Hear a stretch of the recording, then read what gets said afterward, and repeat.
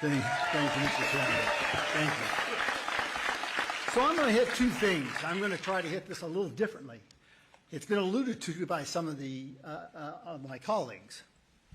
Ben Franklin was asked, what kind of government did you give us? A republic if you can keep it. And what is key to a republic? The rule of law, accountability, and defined defensible borders. Now let's take an example of one of those republics that fell. Rome. They actually invited the conquered to conquer. Now think about that. Think about that. And the reason I bring that up is that we've been bamboozled by the other side and the press that there's only 10 or 11 million illegals in this country. That's not true. The Ivy League study in 2014, 2015 showed that there was between 33 and 36 million. You add another 6 million that has come across during this tenure, you're over 40 million illegals. Now, why do I bring that up? Well, in a population of 360 million, maybe 10 million doesn't really make much of a difference. But when it's 40 or 50 million, they're changing culture. That's where this is going. Changing culture. Now, the other thing is I keep hearing over and over again, what can you do about it? As has been alluded, we're one of the three stools. Well, there's the power of the purse.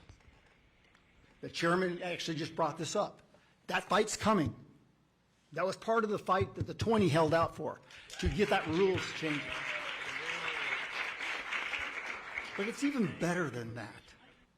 We have an opportunity that if they were never authorized by Congress, that we can defund them. This is going to be so much fun. Can you say ATF? Can you say OPT? So now we take the fight to them. And why is this important? Because we have to have that power of the purse. That also means that we have to get rid of the national emergency on COVID. It seems kind of strange that I'm bringing this up. But when you're under a national emergency, the executive branch has 120 additional powers. And one of them is to move money around. So let me share with you an example.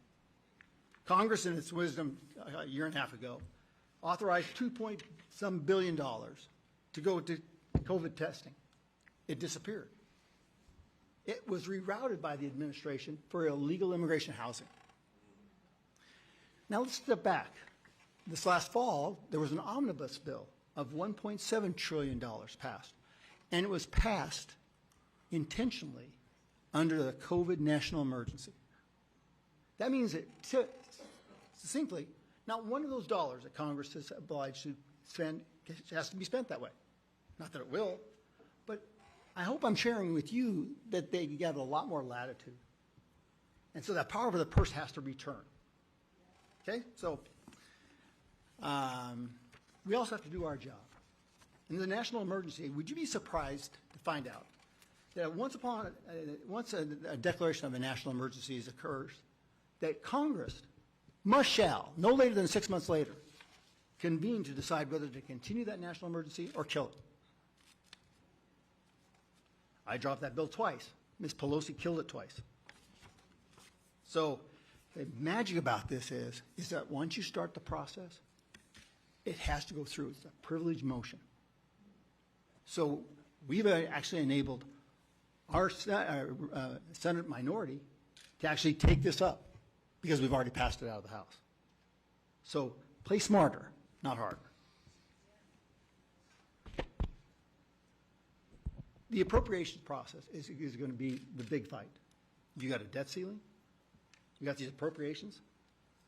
Finding these programs, rules, agencies that were not authorized by Congress is a good step in the right direction. Because we have to get back the levity of equal justice under the law. We've been asleep at the wheel for a long period of time, folks. We saw this in the Obama administration. Fast and Furious, Benghazi, the IRS. Countless. Who's paid the penalty for it? Nobody's paid the penalty for it. And that they can do this to a president, they throw everything at him, and not one thing has been found on the guy. That's one of the founding principles that's failing now in our republic. So trust is a series of promises kept. I hope that you'll look at us, and when appropriation season comes, they told us they were going to march up there. They were going to get the power of the purse, because maybe we can earn your trust again. I'm going to end because I'm a person of accountability. I do animes. I take for full responsibility for those things. So I believe that there has to be a personal touch to this. So let me go through the roster of who's not here.